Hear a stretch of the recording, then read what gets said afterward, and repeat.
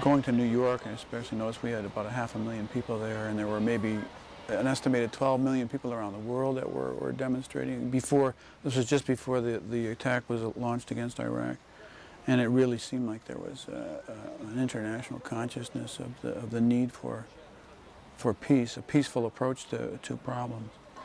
And then when Bush ignored that, just called it a focus group, I think it became really apparent that we were up against a stone wall.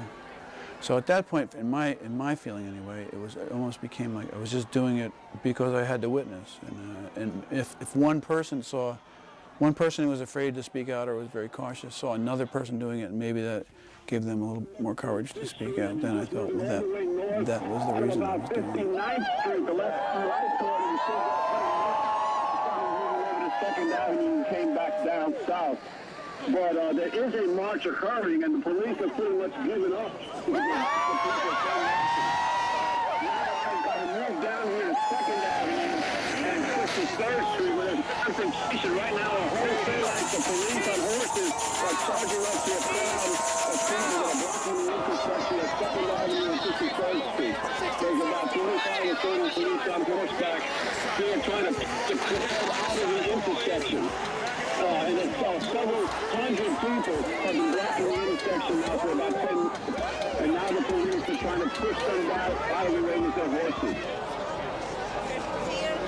That's a good one. Good sign. Right here's the proof. Yeah. Did you hear about Donald Rumsfeld? No. He was asked why he was so certain that Iraq had weapons of mass destruction. He said, I kept the receipts, of course. I don't remember how many years it took to get people mobilized effectively, really popularly about the Vietnam War. But in this case, it happened in a matter of, well, let's see, that rally at Muhlenberg was maybe in October, let's say. And on February 15th, 10 million people around the world were marching against the war. Now, it didn't stop the war. But never before have so many people been so aware so soon in the process. So, and the same is true now. It's even more people are becoming aware. Lots of little vigils, lots of big vigils with people holding candles, 70, 80 people on the eve of the war. A big speak out at City Hall, buses to Washington, D.C., buses to New York City. Lots of meetings and planning. There is no flag large enough to cover the shame of killing innocent people.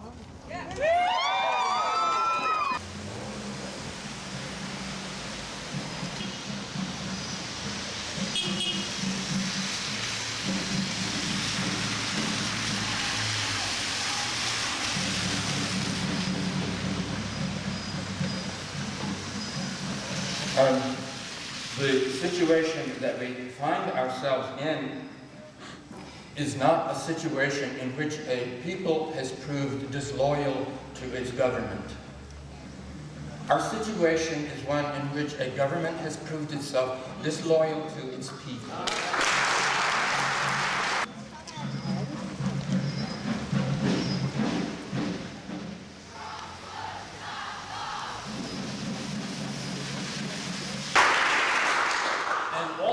Knew that you had to take the long view, and that's really important to remember tonight. Take the long perspective on these struggles, and you are part of a movement, an unprecedented global movement of millions upon millions of people dedicated to justice, peace, and freedom. And this is just the first stage, but this is going to be the counterweight to the global superpower. Okay? What we do here is very important because we are at the center of the empire. And people all over the world need to see that ordinary citizens in this country do not support this savagery. The Catholics, Protestants.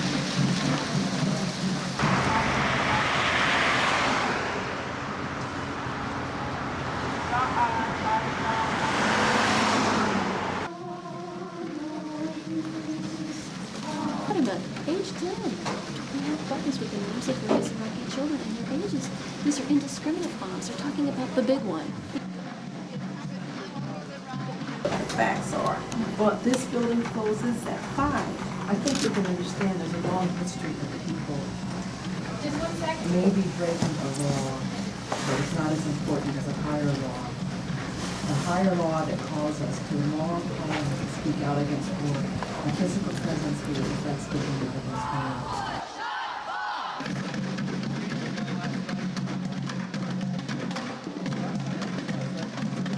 Ask you to leave it out. Thank you for your masterclass hospitality.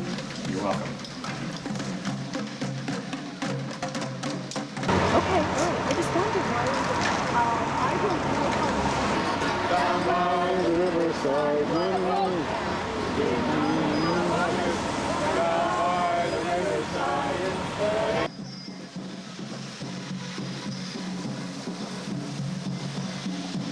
My name is Sarah Andrew.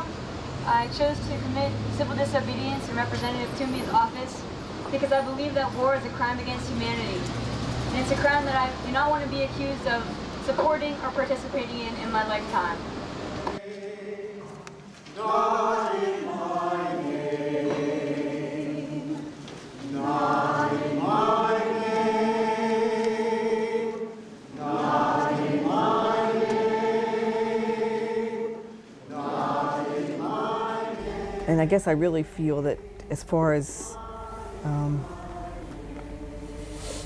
reaching people and changing things, it makes me reach back to the core of why we have a peace center, why we've been involved all these years, that we're looking to try to build a world that is based in nonviolence, that is based in some kind of truth and community and sharing. And I think those things are so antithetical to what's being pushed on us right now that I don't know how we can learn from what they're doing to do those things.